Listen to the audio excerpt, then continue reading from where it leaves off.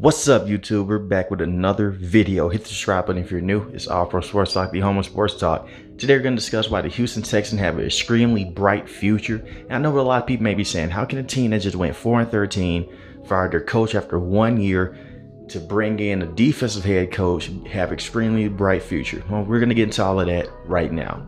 The Houston Texans last year had a very bizarre season. It was a very bad season. They dealt with the Deshaun Watson thing, set out for a year, and they started Tyrod Taylor. Tyrod Taylor got hurt, hamstring injury. He was balling.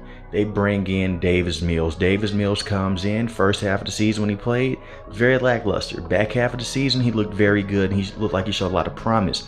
And that's what happens when you have a guy like Pep Hamilton in your ear telling you what to do. With a guy like Pep Hamilton, who's helped develop Justin Herbert, Peyton Manning, guys like that, Andrew Luck, he's going to come in and make an impact. I believe Davis Mills has a very good opportunity to be a franchise quarterback for the Houston Texans. So that's a very good bright spot right there with a question mark. But if Davis Mills is not the guy for this team, he has 16 touchdowns last season, 10 interceptions. But if he's not the guy for this team, you still have a plethora of picks that you have from the Deshaun Watson trades, where you could trade up for a guy like a CJ Stroud next year, or maybe a Bryce Young, so you can get your franchise quarterback and start over from that. They also have Brandon Cooks on this team, who had 1,000 yards with Deshaun Watson the year he played, and 1,000 yards last year. Brandon Cooks deals with a lot of injuries, but one thing that's constant about him, he's going to break over 1,000 yards, and he's a very good, productive wide receiver. To me, when healthy, he's one of the best wide receivers in the NFL. He's a good deep threat. He's a good, valuable option for Davis Mills or whoever the quarterback's going to be moving forward. They also extended him to a 2-year contract, so you have him for a few more years. A good veteran wide receiver is going to help out any quarterback. And you look at the other names they brought into this roster. You selected Derek Stingley Jr. with the 3rd overall pick. That shocked a lot of people, but it really didn't shock me. I could have seen them go with Ahmad Sauce Gardner, but Derek Stingley Jr. fits this team and fits this defense with Lovie Smith very well. He's a good zone corner. You know, his last year in LSU was not his best year as the year before, but he still has that pop. He still has that flash in his tape and his film. And I think that solves a huge need for the Houston Texans. They had a very horrible defense last year.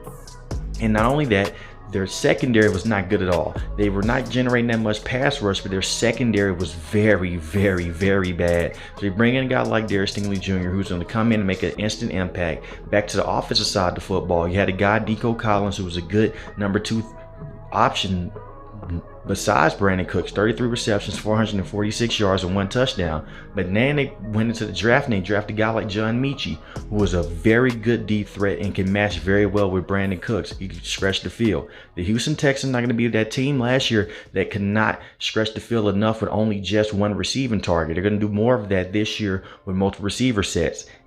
And their run game last year, very abysmal. You had a guy like David Johnson, Rex Burkhead, had those guys. They went in and got Marlon Mack and get a guy like Dameon Pierce from Florida, a very strong contact runner. That's what the Houston Texans need. They need a guy that can get an extra 2 to 3 yards after contact, and that's what he can do. He's a very powerful runner. He did not have the best college stats, but the eye test shows me that he's a very good, powerful runner up the middle, and you can do some stretch plays him as well. You have a good receiving back in Marlon Mack, and you have that guy in Dameon Pierce. It's going to help things get right for the Houston Texans team. And speaking of the run game, you retained Laramie Tunsil. You made him take a bit of a pay cut, but you kept him on the team. You exercised the 5th-year option for Tyus Howard. Those are your 2 franchise tackles right there. And you also went to draft a guy like Kenyon Green at the guard position from Texas A&M, who was a very good run guard. He's going to come in immediately and help this offensive line be able to run the football more. The offensive line was very solid last year on those tackle ends, but up the middle, you was getting a lot of pressure on Davis Mills, on Tyrod Taylor. So you have to go out there and get those guards and try to run the football even more and work off a play action. And I think that's what's going to be done with the Houston Texans team. That's a part of why I think they have a bright future. No, I'm not saying this team's going to go out there and win 12 plus games or even win 10 plus games, but it's going to be a step in the right direction. A lot of people are saying that they're going to be one of the worst teams in the NFL next year. They're one of the worst teams in the NFL last year, but that doesn't mean they don't have any promise on this team. Like I said, the veteranship that they have on this team, they're building the team the right way. They're rebuilding the team the right way.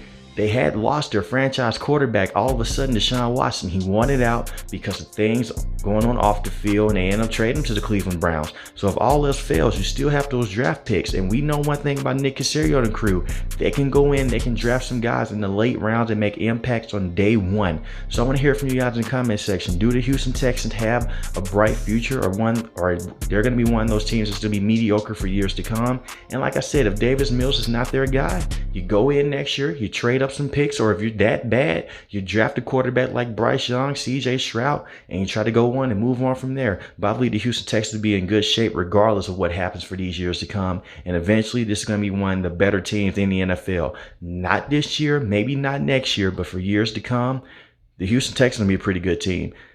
If you are new to this channel, hit that subscribe button. If you like the video, hit the like button. Most importantly, I want each and every last one of you guys stay safe, stay positive. Thanks for watching my video, guys. Peace.